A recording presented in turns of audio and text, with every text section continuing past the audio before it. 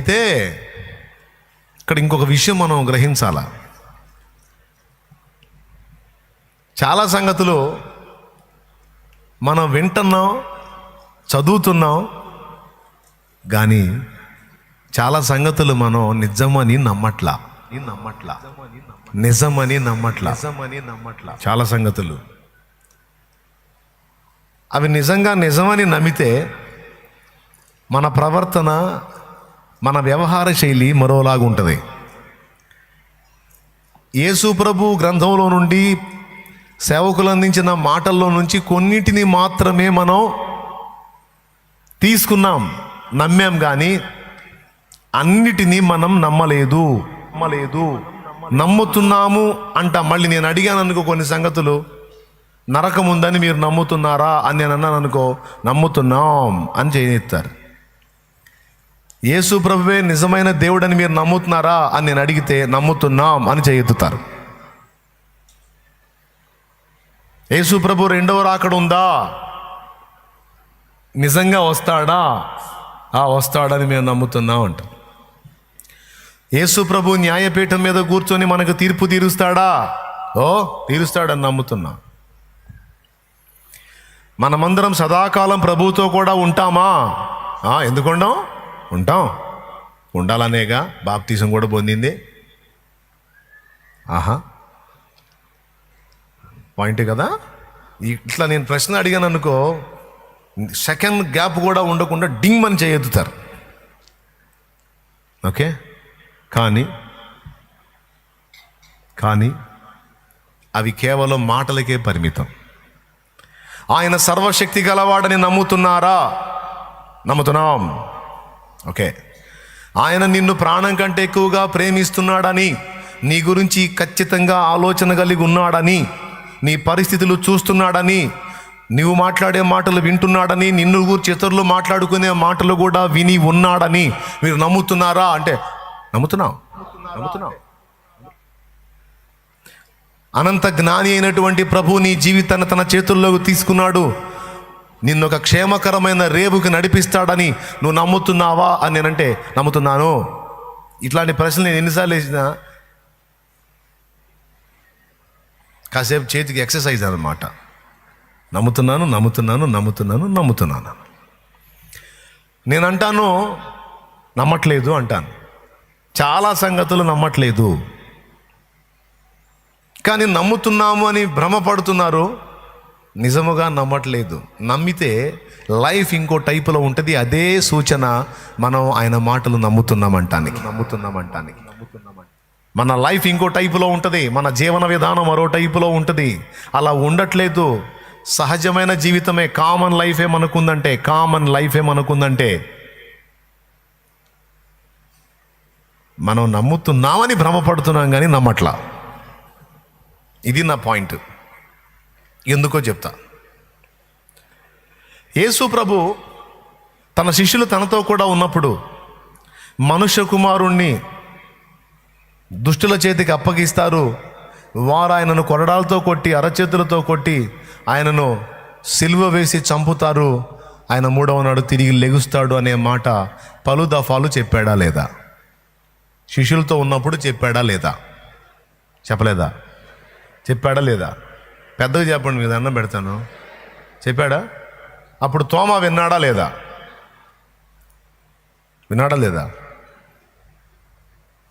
మిగిలిన వాళ్ళు విన్నారా లేదా? కానీ తిరిగి లేచాడని పాపం మగ్దలేన చెప్తే విన్నారా? నమ్మారా? వెళ్ళి చెక్ చేసుకొని వచ్చారు. ఎమ్మాయి మార్గంలో ఇద్దరు శిష్యులు పోతా వాళ్ళ మధ్యలో యేసు మారు రూపు గలవాడే నడుస్తూ ఉంటే అక్కడ దొరికిపోయారు.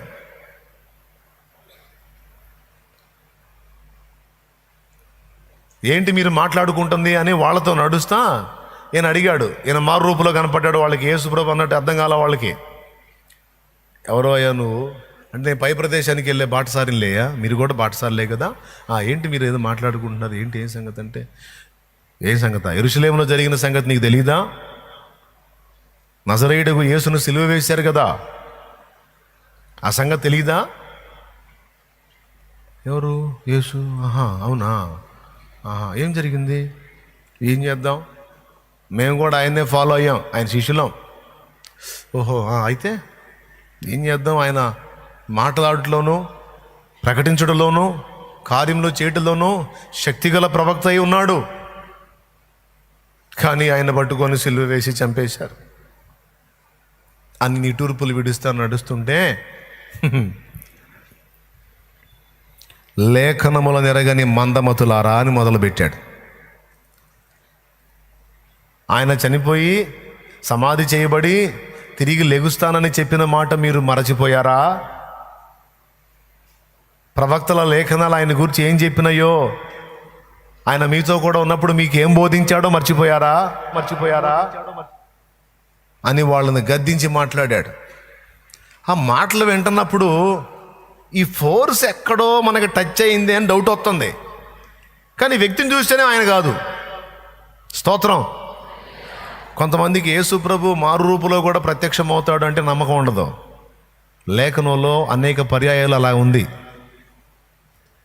మనం యేసు ప్రభు అనగానే ఫోటోలో ఒక బొమ్మ గీశారు చూడు, తల కొంచెం లైట్గా పక్కకు వాల్చి ఈ ఫింగర్స్ ఇలా పెట్టి ఈ చేతిని ఇలా పెట్టి ఈ బొమ్మని బాగా ఊహించుకొని ఇక మనకి ఎప్పుడు కనపడ్డా అంతే కనపడతాడు. రోడ్డు మీద కనపడ్డా, బజార్లో కనపడ్డా, రాత్రి వేళ కనపడ్డా ఇదే స్టిల్ ఊహించుకుంటూ ఉంటారు. అది కాదు.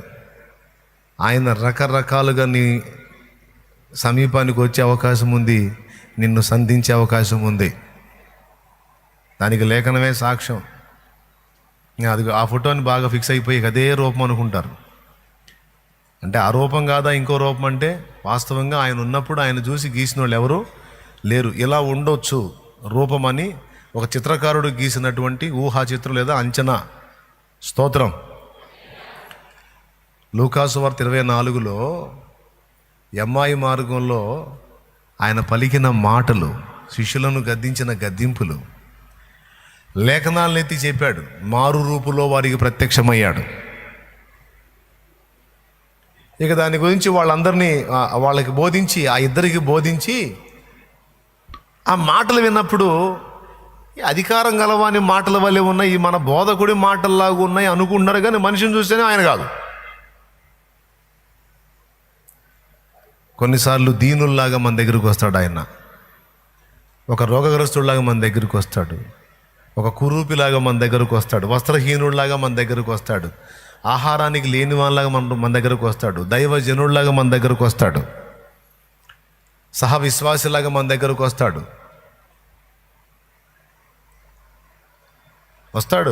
ఛాన్స్ ఉంది. అబ్రహాం దగ్గరికి వెళ్ళాడు, లోతు దగ్గరికి వెళ్ళాడు. అంతేకాదు, మగ్దలేన మరియ సమాధి దగ్గర యేసు శరీరం కనపడనందున ఏడుస్తుంటే తోటమాలిలాగా ప్రత్యక్షమయ్యాడు ఆమెకి.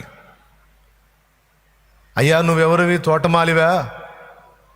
నా ప్రభు శరీరం కనపట్లేదయ్యా, ఎవరు ఎత్తకెళ్ళారో నువ్వు తీసుకెళ్ళి ఎక్కడన్నా దాచావని ఆయన్ని అడుగుతుంది. ఎవరిని? యేసయ్యనే అడుగుతుంది. ఆయన ముందు పలకరించాడు, ఆయనే పలకరించాడు. ఈమె ఏడుస్తుంది. యేసు ప్రభు సమాధిలో చూస్తే సమాధి రాయి తొలగిపోయి లోపల శరీరం లేదు. ఆయన లేచాడు. మరి వీళ్ళందరికీ తెలుసు, ఇలా 3వ నాడు లెగుస్తానని చెప్పిన మాట కూడా చెప్పాడు, ఎన్నోసార్లు చెప్పాడు. మనలాగే మర్చిపోయారు. నమ్ముతున్నామన్న భ్రమలో చాలామంది నమ్మట్లేదు. చాలా విషయాలు అన్నాను చూడు, అట్టనే వదిలేశారు.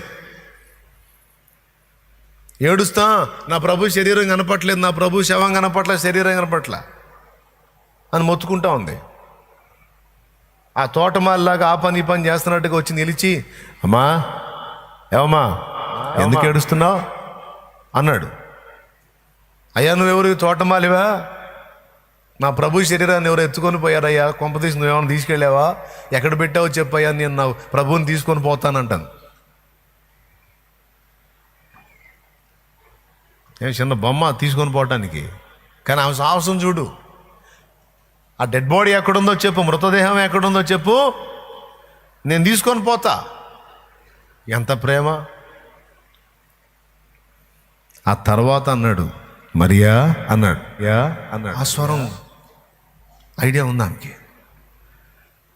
ఆయన సిలువలో ప్రాణం పెట్టక మునుపు మరియని ఎలా పిలిచాడో ఆ పిలిచాడు. నా గొర్రెలో నా స్వరం వినన్నాడు కదా. మరియా అనగానే గుర్తుపట్టి ఎన్నైతే అడిగింది ఆయన వెతకటం మానలా. ఎప్పుడైతే మరియా అనే స్వరం వినబడిందో, వామ్మో రానే వచ్చాడు, నీ తిరిగి రబ్బూని అని కేక వేసింది, బోధకుడా అని ఆయన దగ్గరికి పరిగెత్తింది. ఇక అప్పుడు చెప్తాడు, ఆగాగు, నేను ఇంకా తండ్రి దగ్గరికి ఎక్కిపోలా, నీ ఏడుపిని వచ్చా. అసలు వాస్తవంగా అక్కడికి పోవాల్సిన వాడిని చూడు, ఆయన చూడు, తండ్రి దగ్గరికి పోవాల్సినోడు, తండ్రి దగ్గరికి బయలుదేరినోడు బిడ్డ కేక విని తండ్రిని కూడా పక్కన పెట్టి బిడ్డ కోసం వచ్చాడు. అది ఆయన మాతృత్వం. ఆయన మాతృత్వం.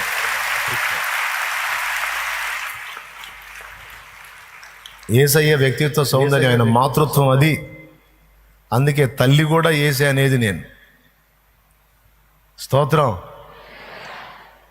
బిడ్డ కేక విన్నదంటే తల్లి పెద్ద మొనగాడు ఉన్నా సరే వాడిని పక్కన పడేసిపోయింది.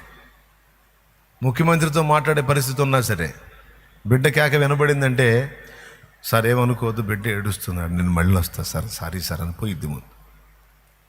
అంత ఏడితేడిచేళ్ళే కదవాడు, అంత ఏడుతాడు, సార్ మీరు చెప్పండి సార్. ముఖ్యమంత్రి కంటే కూడా నాకు ముఖ్యం నా బిడ్డ. స్తోత్రం. ఎవరికంటే? ముఖ్యమంత్రి కంటే కూడా నాకు ముఖ్యం నా బిడ్డ, నా పిల్లలు. అది అమ్మ మనస్తత్వం. యేసు పునరుద్ధానమయముతో తిరిగి లేచి చెరగా కొనిపోయేటువంటి ఘట్టంలో ఉన్నాడు. అంత బిజీ షెడ్యూల్లో ఉండి కూడా ఈ మగ్దలేన మరియ వేసిన ఆక్రందన ఏడుపు కేకలకు అంత పక్కన పెట్టి తండ్రి దగ్గరికి పోక మునిపి ఆమెకు ప్రత్యక్షమై ఆమెను ధైర్యపరిచి ఓదార్చి నెక్స్ట్ ఏంటనేది చెప్పి అప్పుడు పోయాడు. తల్లికున్నదా తండ్రికున్నదా నీ ప్రేమ జాలి యేసయ్యా, తల్లికున్నదా తండ్రికున్నదా నీ ప్రేమ జాలి యేసయ్యా, అన్నదములకైనా కన్న బిడ్డలకైనా నీ ప్రేమ లేదు యేసయ్యా.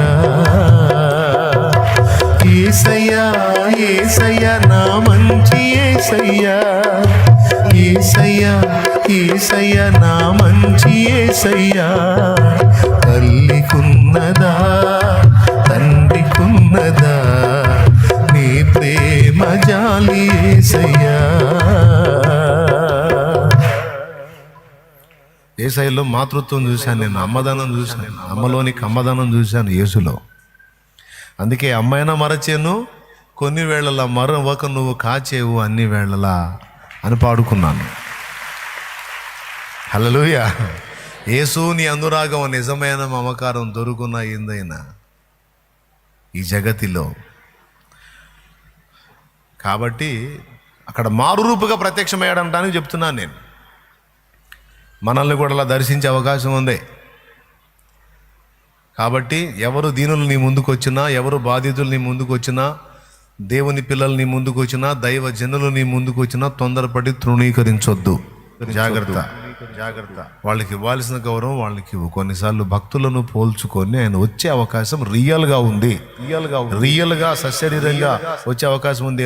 ఆయన వస్తాడంటే కల్లో వచ్చాడని నాకు చాలాసార్లు అంటారు. కల్లో కాదు, నిజంగానే వచ్చే ఛాన్స్ ఉంది. బైబిల్లో ఆధారాలు ఉన్నాయి. సో దాన్ని పక్కన పెడితే లేఖనాల ప్రకారం ఈయన ఎన్నోసార్లు చెప్పగా విని కూడా శిష్యులు బలహీనులై ఆయన కన్ను మూశాడు అయ్యో అని మొత్తుకుంటుంటే వాళ్ళకి ప్రత్యక్షమయ్యి ఒక బాటసారిలాగా వాళ్ళతో మాట్లాడి, లేఖనములను ఎరగని మందమతులారా, లేఖనములను నమ్మని విశ్వసించని మందమతులారా. ఎన్నిసార్లు చెప్పాడు ఆయన? ఇలా చెప్పలేదా? ఇలా రాయబడి ఉండలేదా? అంటే కరెక్టే, వాస్తవమే చెప్పాడు అని అన్ని బల్బు వెలుగుతుంది వాళ్ళకి. మాట్లాడి వాళ్ళు వెళ్ళాల్సిన ప్రాంతం వచ్చినప్పుడు,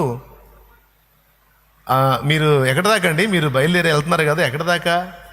నేను పై ఊరికి వెళ్ళాలి అన్నాడు. అప్పటికి గుర్తుపట్ల. మీరు ఎక్కడి దాకా వెళ్ళాలి అని అడిగా. నేను పై ఊరికి వెళ్ళాలి. అట్లయితే మా ఇంటి దాకా వచ్చి ఏదన్నా అంత రొట్టె తీసుకొని వెళ్ళొచ్చు కదా. మీరు చాలా బాగా మాట్లాడారు, మీ మాటలు మాకు చాలా బాగా ప్రోత్సాహాన్ని ఇచ్చాయి అంటే పదండి వస్తాను అన్నాడు. ఇంటికి తీసుకెళ్ళారు, రొట్టె ఆయన ముందు పెట్టారు. ఆ రొట్టె తీసుకొని కృతజ్ఞతాస్తుతులు చెల్లించి దానిని విరిచి వాళ్ళకి ఇచ్చాడు. ఆ సన్నివేశం చూశారు. అప్పుడు వాళ్ళ కళ్ళు తెరవబడ్డాయి. వాళ్ళు తేరుకునేసరికి అక్కడ లేడు ఆయన. వాళ్ళు తేరుకునేసరికి లేడు, అంతర్ధానుడైపోయాడు. అప్పుడు గ్రహింపు వచ్చింది, రే ఇప్పుడు దాకా మనతో మాట్లాడి మనల్ని గద్దించినోడా ఆయనేరా అని అప్పుడు మాట్లాడుకున్నారు. ఆయన మనతో మాట్లాడుచున్నప్పుడు మన హృదయము మనలో మండుచుండలేదా అంట. అంటే అంతకు ముందు ఆయన చెప్పినప్పుడు మాటలు విన్నారు కానీ నమ్మలా. అది పాయింట్. ఈ సందర్భంలో దారిలో వచ్చినాయి కాబట్టి 2 టచ్ చేశా. ఒకటి ప్రార్థన గురించి ఫస్ట్ స్టార్టింగ్లో, రెండవది యేసు మారు రూపుగా మనల్ని దర్శించే అవకాశం ఉంది అన్న పాయింట్ కూడా మీకు గుర్తు చేశా. రాసి పెట్టుకో, టేక్ ఇట్ ఈజీగా తీసుకోవాకు, సీరియస్గా తీసుకో. మన దగ్గర ఉన్న దరిద్రమే ప్రతి విషయాన్ని టేక్ ఇట్ ఈజీగా తీసుకోవటం, కొంచెం సీరియస్గా తీసుకోవాలి. నేనైతే ఏ దీనుడు పలకరించినా, ఏ దీనురాలు పలకరించినా ప్రభువే నా తలుపు తట్టాడేమన్న ఫీలింగ్ నాకు ఉంటుంది. దాటి వెళ్ళను. అయ్యా అన్నారంటే ఆగిపోయింది కాలు, నా వల్ల కాదు. ఇక ఎంత బిజీ అన్నా ఉండని. కొన్నిసార్లు మనసు తీర్మానం చేసుకుని వీళ్ళు ఎంత మొత్తుకున్నా అసలు ఆగకూడదు, గుండె బండ చేసుకోవాలని కఠినపరుచుకొని వెళ్దామన్నా కూడా దీనంగా స్వరం వినబడితే అడుగు కదలదు, ఆగిపోయింది.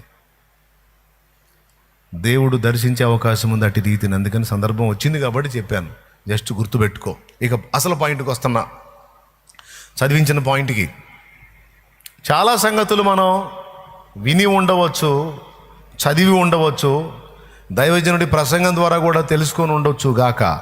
కానీ తోమా వలె, అపోస్తలుల వలె ప్రారంభ దశలో కొన్ని మనం నమ్మని స్థితిలో ఉండవచ్చు.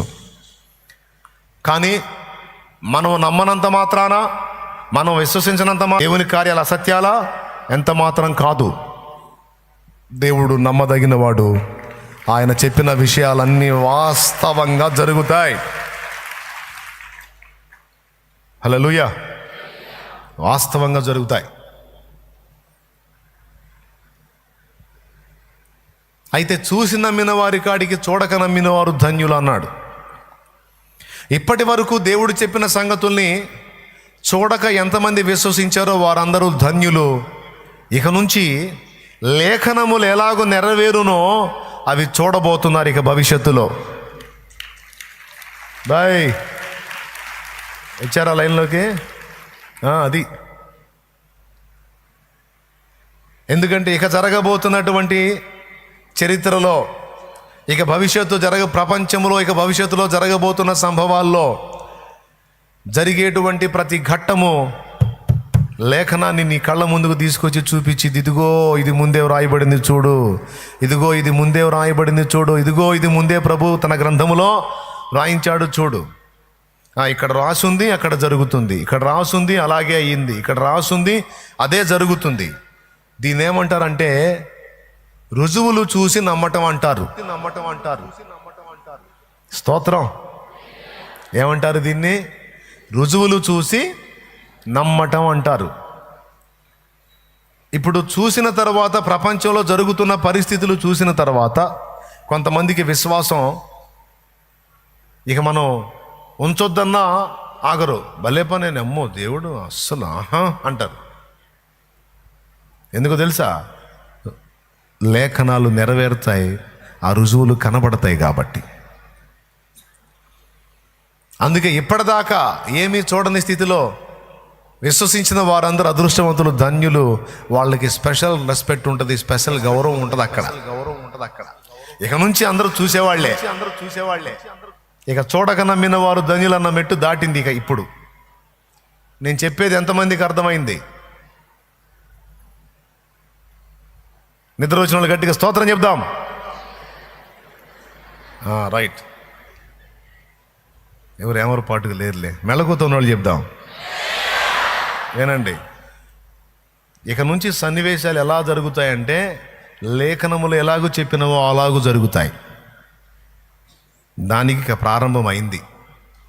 ప్రపంచంలో కదలిక స్టార్ట్ అయింది. ఏమండి, బైబిల్ గ్రంథంలో చెప్పబడిన విషయాలు ఏవైతే దేవుడు ముందే చెప్పాడో అవి జరుగుచుండుట మనం చూసినప్పుడు, ఇదిగో అసలు సిసలైన సృష్టికర్త, అసలు సిసలైన సృష్టికర్త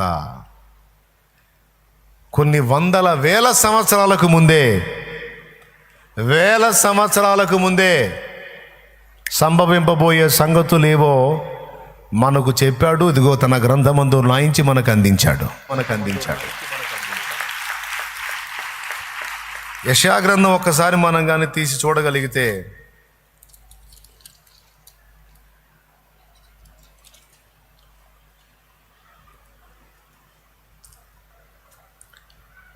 యెషయా గ్రంథము 41వ అధ్యాయము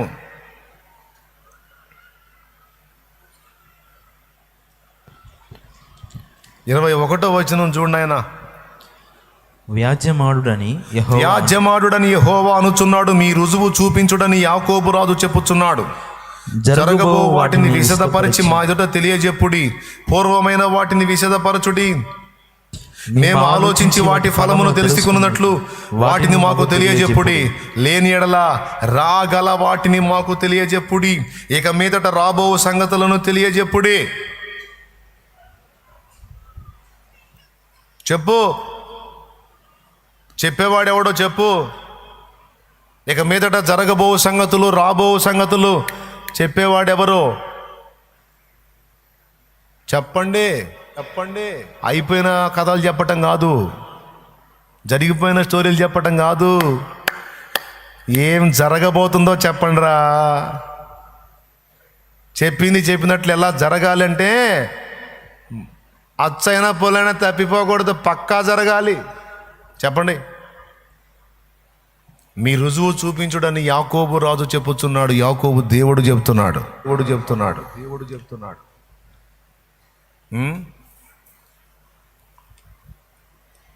నిజమైన దేవునికి ఒక అద్భుతమైన నిరూపణ ఏంటంటే, మహాత్మా గాంధీ పుట్టి స్వాతంత్రోద్యమంలో పోరాడి ఆయన చనిపోయిన తర్వాత ఆయన చరిత్రను, ఆయన ఆత్మకథను రాస్తాం. ఎందుకంటే పుట్టాడు, పెరిగాడు, కస్తూర్బాని పెళ్లి చేసుకున్నాడు, స్వాతంత్రోద్యమంలో పోరాడాడు, ఉప్పు సత్యాగ్రహం అని, సహాయ నిరాకరణ ఉద్యమం అని, క్విట్ ఇండియా ఉద్యమం అని, రకరకాల ఉద్యమాలు, హింస లేకుండా అహింసతో మనం సాధించాలి అని అహింసవాదాన్ని తెర మీదకి తెచ్చి రకరకాల ఉద్యమాలను సలిపి భారతావనికి స్వాతంత్ర్యం రావడానికి ఒక అద్భుతమైనటువంటి పాత్రగా వాడబడ్డాడు. ఇదంతా మనం ఎరిగినటువంటి విషయం. ఇండియా అదంతా తెలిసిన కథ, రాయొచ్చు. కానీ దేవుని గొప్పతనం ఏంటో తెలుసా? ఒక వ్యక్తి వచ్చిపోయిన తర్వాత రాయించటం కాదు, ఒక వ్యక్తి రాకమునిపే వందల వేల సంవత్సరాలకు ముందే ఎలా వస్తాడో, ఎక్కడ వస్తాడో, ఏం చేస్తాడో, ఏం మాట్లాడతాడో మొత్తం చెప్పేవాడు దేవుడు. భవిష్యత్తు సంభవాలు నీ దేవతల్ని చెప్పమని అడుగుతున్నాడు ఇక్కడ. 23, ఇక మీదట రాబోవు సంగతులను తెలియజెప్పుడు, అప్పుడు మీరు దేవతలని మేము ఒప్పుకొందుమో. ఏమైనా అర్థమైందా తమ్ముడు నేను చెప్పేది? సృష్టికర్తకు ఒక రుజువు ఏంటంటే, సృష్టికర్త తానే గనుక, భూత భవిష్యత్ వర్తమాన కాలాలు తాను ఎరిగినవాడు గనుక, ఆయన కాలాతీతుడు గనుక, అన్ని కాలాలలో ఉండువాడు గనుక, గతించిన సంగతి, ప్రస్తుత సంగతి, ఇక మీదట రాబో సంగతిని కూడా వివరించువాడై ఉండాలి.